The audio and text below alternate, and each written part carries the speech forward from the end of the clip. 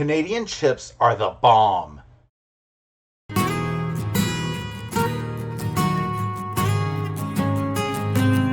I've always been jealous of flavors that other countries get that we don't. Hi, and welcome to Quilt Meets World, where we have adventures in piecing and joy. I'm Russ. Come on into my sewing room. Working from home this week was awful. I mean, horrible. The worst. Yeah, that's it. I feel like I have sifted through like 10 million rows of data. And I wish that was like an exaggeration. But yeah, I think it was probably closer to like 15 that I went through. After a few back and forths, I had to end up figuring out how to handle the validation of even more data. Like, this is just getting ridiculous. It's data that I don't even think they're ever going to use in this new system because you can't see it easily. But that's besides the point. I've been argued. I've tried to say, this is what's happening, and nobody seems to want to listen to me. But I've managed to basically figure out how to get this stuff validated. I've got it mostly through. I have to talk with the consultants to make sure I'm doing a couple things right because I have a couple mismatches, and I just want to make sure that there's not a rule there that I am missing. I'd like to say that I'm almost done with all of this, but once they start putting all this stuff in production, I have to go through everything again. And it's basically starting from scratch. It's repulling all the data, lining everything up. It's large, giant spreadsheets. And hopefully, though, once that's done, I won't have to touch it after this. But we'll see. Percy has been a little demanding this week. I finally got him back on his prescription diet after accidentally getting a bag of food that I forgot to cancel on auto ship. And he's been really complaining if you even can see the hint of the bottom of the bowl. He doesn't normally do this with his regular food, so whatever is going on with the prescription diet food, he's like, look, I'm running out of food, I'm going to die, whatever. And I keep telling him, I was like, you don't get your extra, because I split it up in morning and afternoon. I'm like, you don't get your afternoon dinner until this time. You don't get your morning breakfast until this time. And arguing with a cat who is just this demanding has been kind of hilarious. Riley has turned into a little bit of a ham as of late. She's slowly figuring out that she gets more attention from folks when she's not over hyper.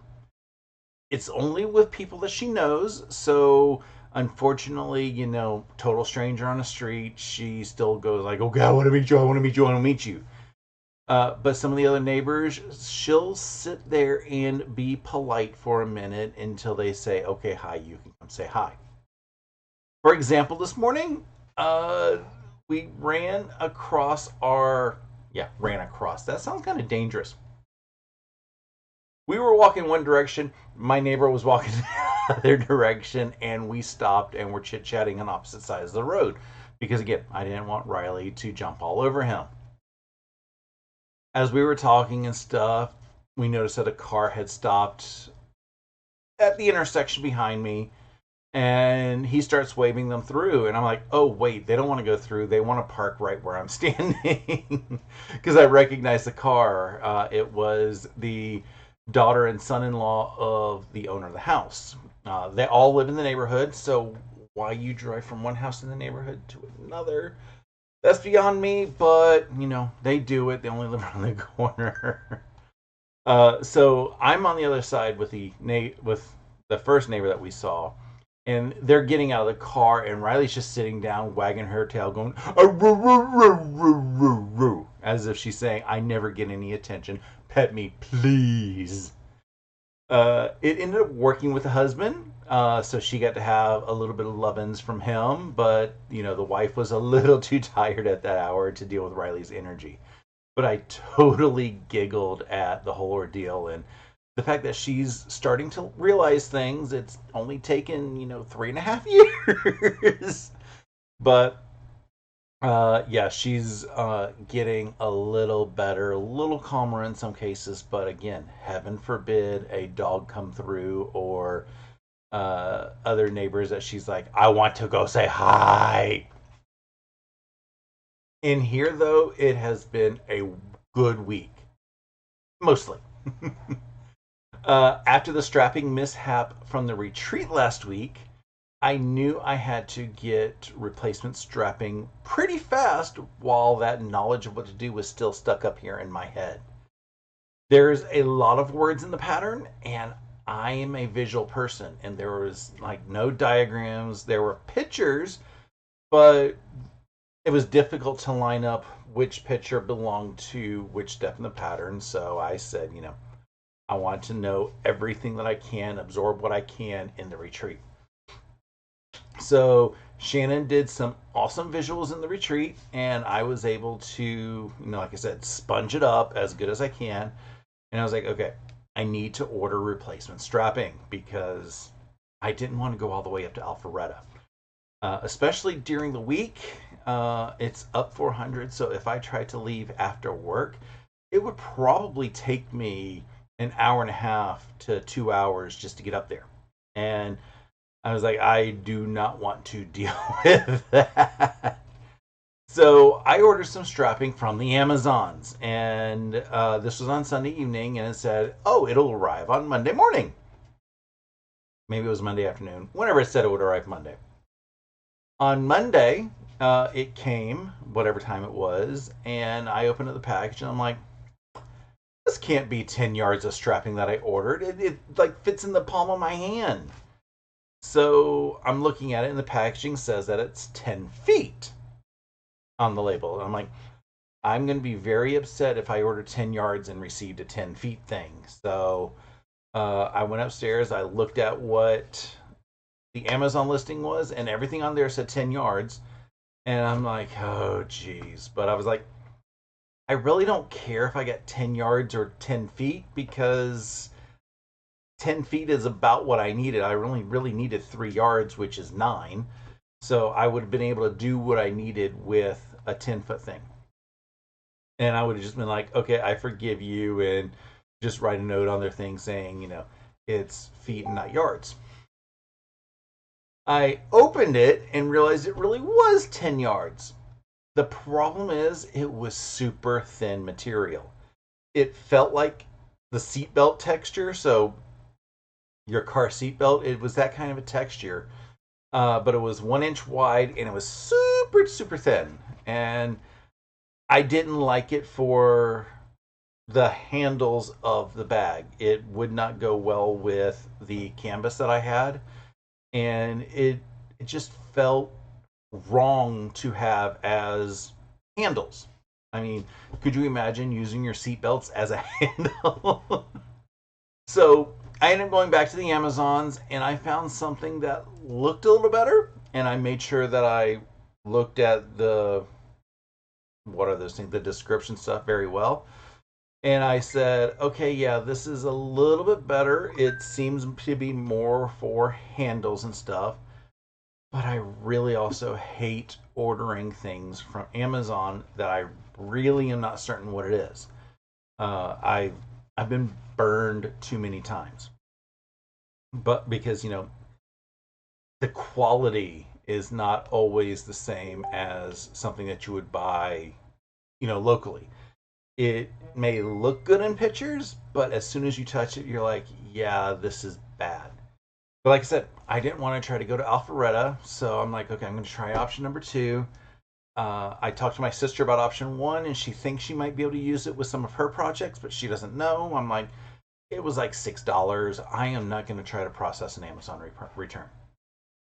So on Tuesday, option 2 arrived, and it was bigger and sturdier than the first option, but it was super heavy duty feeling. I mean, it was kind of tough to work with.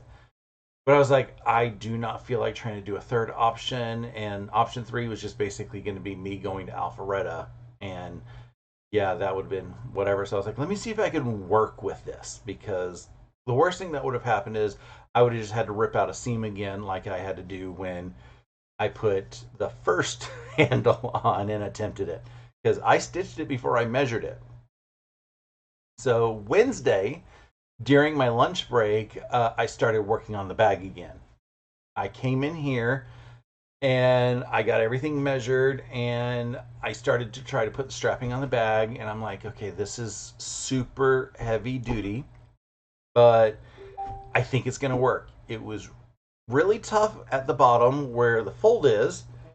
I probably need to figure out a little bit better option if I make this bag again. Uh, if I use this material again, if I use the strapping that I had bought from Joann's, I probably would have been fine with everything, but whatever it is. So I managed to get the handles on and I got some of the top stitching done for the bag because, you know, you want to make sure that all your seams lie a bit flatter. Saturday, though, during Steven's pop-up sew day, Steven of the Idiot Quilter, I managed to get the last bits done. And I have a bag. It's got, you know, the see-through at the bottom. This is the mesh. And the whole reason for the mesh is if you take this to the beach, all the sand will fall through the bottom. I'm not going to test that out myself, but that's what they say it's going to do. The canvas, probably wouldn't use the canvas again that I had bought. I later found out that it's polypropylene. And when I was trying to make the binding pieces, I didn't realize it was polypropylene, so I kind of touched my iron to it. The iron didn't seem to like anything, and I was like, why does this look like it shrunk? So, yeah, that was kind of bad. I got the iron cleaned up. Luckily, it just got, you know, little bits on it. Probably wouldn't use this material again, although I do like the way this looks. So if I could find a better way to seal the edges or seal the edges in, then I might continue to use this material. But that was the worst part about it. Will I make another of these bags? Well, my family has already asked. I've had family members say, "Ooh, I want one. Ooh, I want one." So probably we'll have to make a couple more of these. And like I said, probably wouldn't use, like, I'll have to figure out if I can use this again or if I'm just going to buy, you know, a whole just regular cotton canvas. Because like I said, I like the way this would be for an outdoor bag, even though this down here for the block is quilting cotton and this is polypropylene. I think it just feels more rugged for an outdoor project. It does have pockets. So it's got a pocket on the front and a pocket on the back, or as I like to call it, the other front, because you can't really tell which side's supposed to be the front. So yeah, this was a lot of fun to make. It is officially my second bag because my first bag was the panel project that I made. I think it was in March that I made it. That one's already gone to my sister, and she loves it. So we will see, you know, who gets this. I also thought maybe putting a zipper on the top would be kind of cool for some reason. But I'm also thinking, one, that's really outside my skill level, and two, I don't know if a zipper is really needed. I mean, in one way, it kind of would be cool, but in other things that I'm thinking about, I'm like, probably not needed. So we shall see. What else has happened in here? Yesterday morning, I was over on my buddy Sean, the Guy Who Sews channel. It was his Brekkie with the Guy Who Sews, and we had a blast chit-chatting about things while we were sewing, working on projects. I was working on the triangle units, sewing them together for Stephanie's picnic pinwheel quilt pattern, and I have a link in the description below for that. The fun part about Sean's live was he decided that he wanted to do something different, and I was the guinea pig. He quizzed me on Australian slang terms, and I kind of told him that, you know, I watch a bunch of Aussie channels on YouTube, so I know a few of them and stuff, and I also know other things that a lot of people don't know, like Lube Mobile's phone number is 133032. Again, don't ask me why I know that. The commercial's kind of hilarious, though. Uh, I was probably the most excited that I knew what a dunny diver was. And I think that's really because I learned recently what a dunny was, uh, and that it's the Australian slang for a toilet. And the only reason why I know that is because I watched the channel Drain Cleaning Australia. The little satisfying channel. It's a plumber. He goes out there and finds, or a lot of times he's hired to clear drains, and just the satisfying when you watch a drain just finally get cleared and just goes whoosh. So yeah, that's pretty good. And this whole concept makes me ask you guys, should I do a segment where I talk about non-quilty channels that I watch and why I watch them? You should let me know in the comments if that's something that you're interested in learning about. And if there's enough interest, I can easily go through my subscriptions on YouTube and start sharing them one at a time with you guys. After Sean, I grabbed breakfast and had to eat, but then I had my live and I got all of the square units sewn together into the full blocks for the picnic quilt. And during Steven's Zoom, I got more work done. And now I finally have, see if I can get it open, the entire center of the quilt done. It still needs the top and bottom border. And then it will be complete. So that's going to take me a little bit of time to get the. I'm sorry. It needs the top and bottom sashing, which I guess finishes the inner border, and then it needs the full outer border. That shouldn't take me too much time, however, but that'll be fun. And then finally, as if I haven't talked your ear off enough, one fun part near the end of Steven's Zoom is someone ended up saying something about an echo, and I don't remember what the whole conversation was. But that ended up reminding me of a song that I ended up introducing to the folks in the Zoom. The song is Storm Large's. I'm sorry. The song is by Storm Large, and the title is 8 Miles Wide. The video really makes the song that much better, especially the chorus, the end chorus. That is, it just, you start laughing hysterically at what happens. There might be a link in the description below, and I might throw one here at this time if I remember how to do that. So if you're feeling a little masochistic, don't say I didn't try to warn you.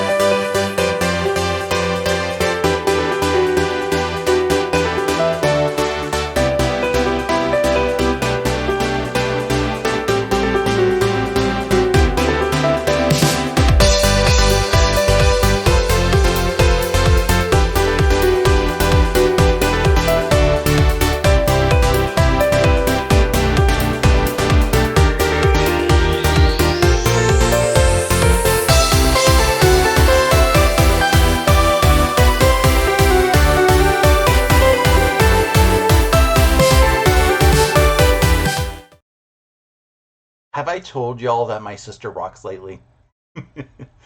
Recently, I got a couple awesome things from my sister, and I've been neglecting to share with y'all, so I'm going to share now.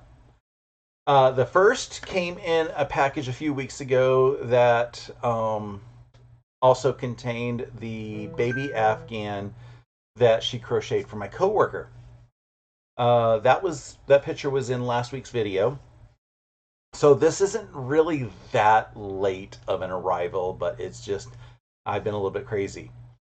In that box also was her old laptop that died, and she wants me to see if I can get data off the hard drive for her. So I gotta, pull out some of my USB tools and see if I can pull them out. The computer died, I believe, from a giant pop. So I think something in there just went kaput. So I imagine everything on the drive is fine, but we will see when I can get around to it.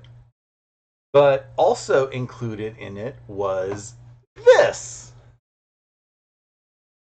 My sister is awesome and creative. I need to find a place to hang this somewhere back there. I don't know where yet.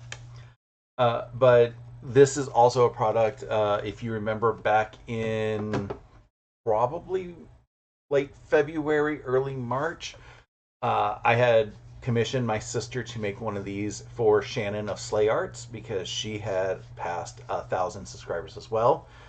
So that came in and I gave it to her. I guess my sister waited a little bit longer to make mine.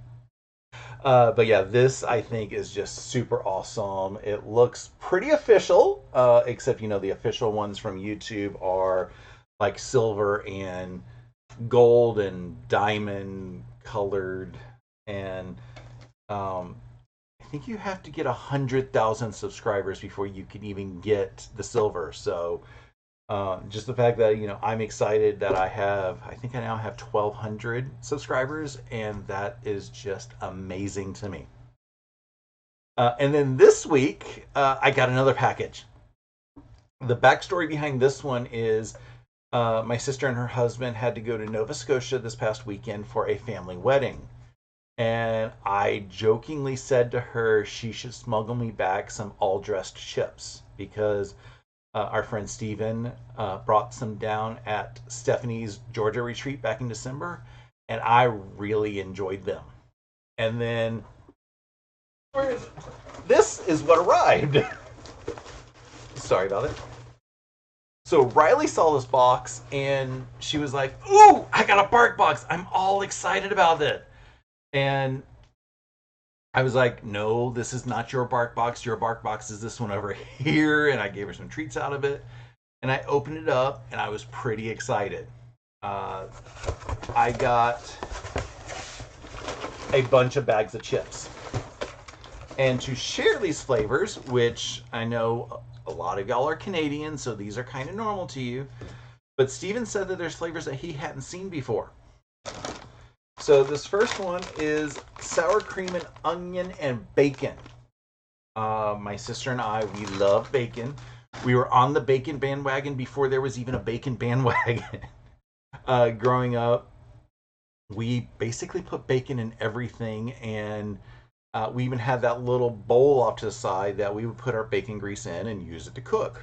The next flavor is sour cream and bacon. So there's a little bit of a theme because, like I said, bacon. Number 3 is KFC. And I'm like, okay. And apparently the French name for it is PFK. Is poulet. I don't know what. Oh, poulet fried K. What would K be? I don't know. Kentucky. So poulet fried Kentucky. Uh, so I don't even remember what the French word for fried is. But yeah, these I think are going to taste interesting. We had conversations that KFC there tastes a lot different than KFC here, and there's a big chicken around the corner for me. And when I say big chicken, it's a giant restaurant in the shape of a chicken. It's cockeyed, so there's that. And it's a KFC, and it's pretty iconic. And the joke is all directions in Marietta say "Start at the Big Chicken." The next one is rotisserie chicken. I'm sorry, roastin' chicken, not rotisserie. Roastin'. So Canadians like chicken chips. Uh, she sent me some ketchup chips, which I was told today that you can get ketchup chips where my sister lives, but not here. The reason why that's important is because she also sent me dill pickle, which I ate Friday with my lunch. And I was like, I can get dill pickle chips here in public, so that didn't really surprise me. This one seems interesting of fries and gravy. So there's those. And then finally, I only got one bag of all dressed. And I'm like, I really wanted more of the all dressed, but beggars can't be choosers. Maybe I will convince Steven to bring me some little bags of all dressed when he comes down to the retreat in December, and I will trade him for some spray cheese because he loves that stuff, and you got to admit it's good. I did discover one thing that was kind of interesting. I looked at the nutrition info that's on the label on the back of the chips. The Canadian Lay's dill pickle flavor is 66 grams and 250 calories per the container. So that means that's 3.8 calories per gram. According to the product pictures that I found on Kroger's website, Lay's plain, so we're talking no flavorings, is 28.3 grams and 160 calories. That makes it 5.7 calories per gram. I don't quite understand why American chips are 50% more calories per gram than Canadian chips, but that kind of helps explain why things look like they are really shrinkflating. Because if you go get a little bag of chips, there's nothing in there but air, it seems. But if you look at the thing, it's like always like 150, 160 calories. And I think what's happening, and this is, big potato theory, is that the chip manufacturers are trying to find cheap ways to put more calories in there. So they have to give you less. And because there's more calories and you're not really getting a lot of volume, it makes you want to eat more, which is also why, people are getting fatter because they're like, I need more chips. Like 4 chips at 150 calories is not enough. So I think that there's something going on where chip manufacturers are trying to skimp out, give you the same number of calories, but basically skimp out on production, which makes you buy more in order to, get the same volume, and it ends up causing us to get fatter. So what do you think about, the horrors or the um what is it? The whole big, I'm just going to call it big potato theory. What am I going to work on this week with my goals? It's going to be a half-ish week of work. So we get Thursday and Friday off. Probably won't get out early on Wednesday. So I'm just going to say half-ish. But it means long weekend. So I'm a little bit excited. I need to figure out what I'm going to do to fill it. The first thing I know I'll be working on is finishing the picnic pinwheel quilt. Like I said, it's got just the top and bottom sashing, or if you want to call it the inner border, and just a single outer border out there. So that shouldn't take me too long, but borders do take me the longest. I do really need to get stuff on the long arm. I've got a pile just getting bigger and bigger of things quilt tops that I have finished.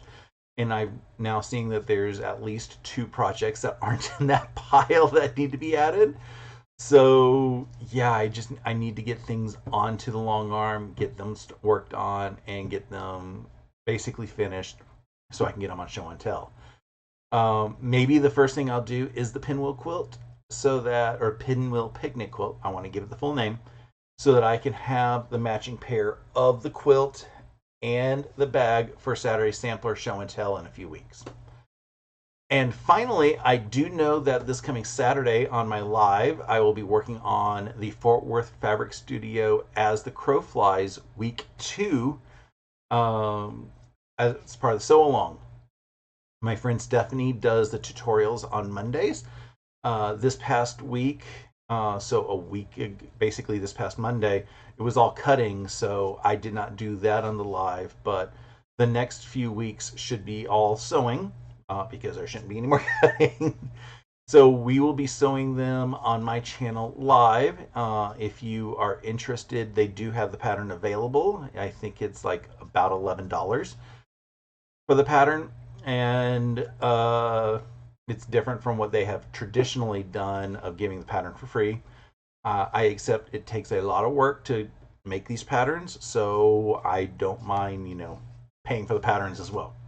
I did buy the kit. I think there's a few kits left. So if you want to grab one of those, you just have a few more days to go get them. It's not too bad. So it'll be great just to sew everything up with you guys together on Saturday. Also, sometime in the long weekend, there will probably be a pop-up live, and it's not going to be, last second pop-up probably. It just depends on when my friend Stephanie's bionic arm starts to feel a little bit better, and we can now work on the next month of Bumbleberry Pie, which is a block of the month that is designed by Nancy McNally, and it's using the Bumbleberries line from Lewis and Irene.